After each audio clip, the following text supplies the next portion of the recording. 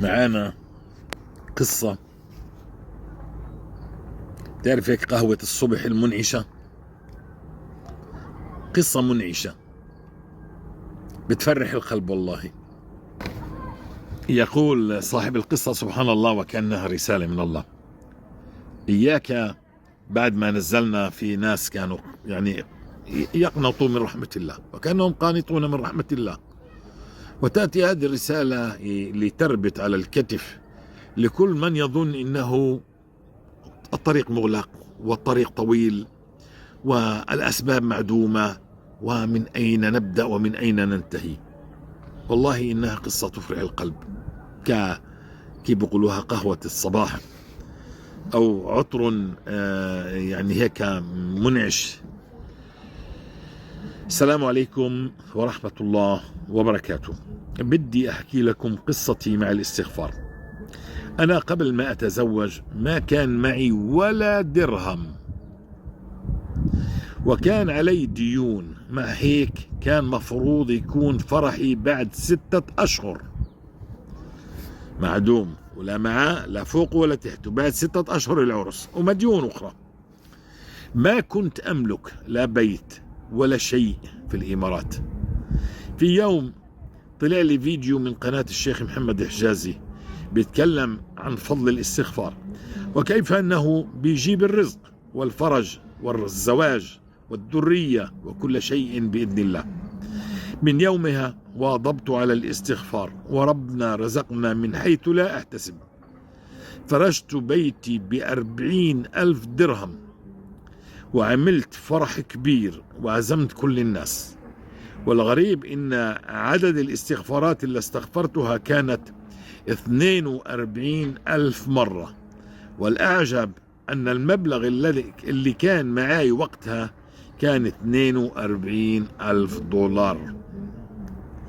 والله يا جماعة اللي كان بدي إياه كنت أجيبه بدون ما أفكر، والحمد لله كنت أجيب لأهلي كل اللي بدهم إياه، وصرت أصرف بدون ما أشيل هم، كأن البركة كانت تلاحقني بكل خطوة. وربنا بعد هيك أكرمني بتجارة وشغل أونلاين، وصار الناس هم اللي يتصلوا معي عشان الشغل، مع إن شغلي كان عادي وفي ناس أفضل مني، لكن بفضل الله كنت أوصل لمبلغ قريب من 500 دولار يوميا، يعني دخله اليومي قرابة 500 دولار يومي. وكان الرزق يتدفق علي بشكل ما كنت أتخيله. لكن لما بعدت عن الاستغفار ونسيت فضل الله، لما أجاني المال راحت البركة من حياتي وبدأت الأمور تتغير.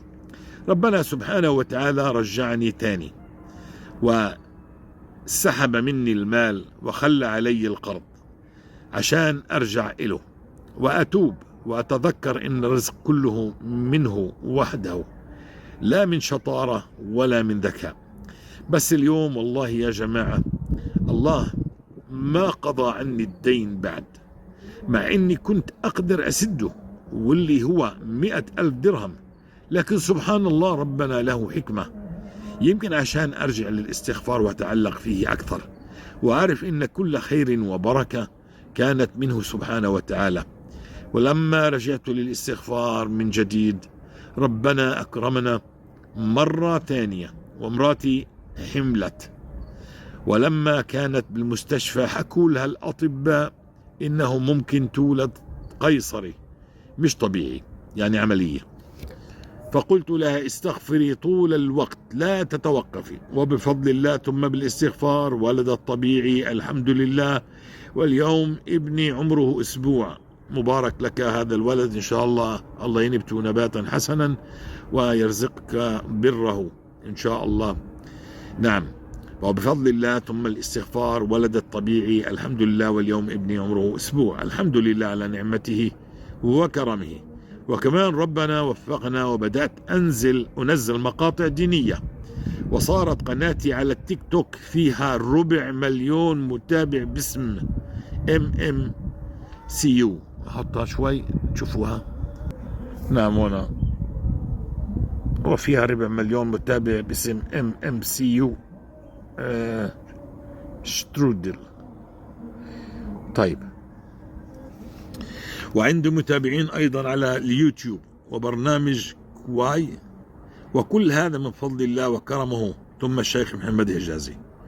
ونويت إن شاء الله أخصص كل المحتوى عن فضل الاستغفار، حتى تكون سبب نفع وحسنات لي وللشيخ محمد حجازي ولنا جميعا.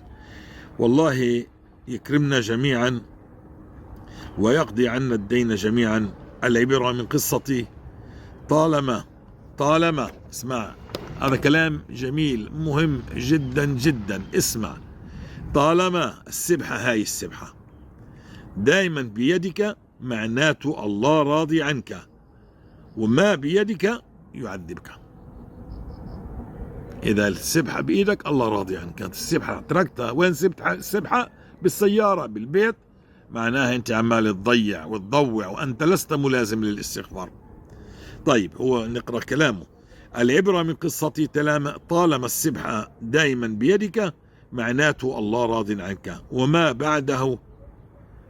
بعده يعذبك.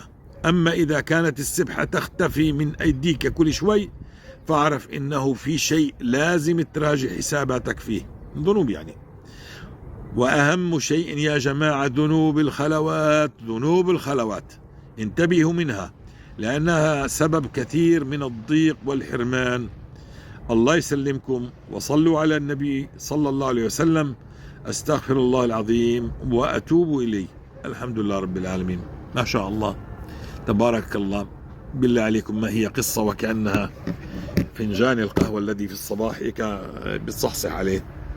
نعم، قصة بتصحصح عليها. من العدم يأتي كل شيء. نعم، من العدم الله وعد، الله يحقق.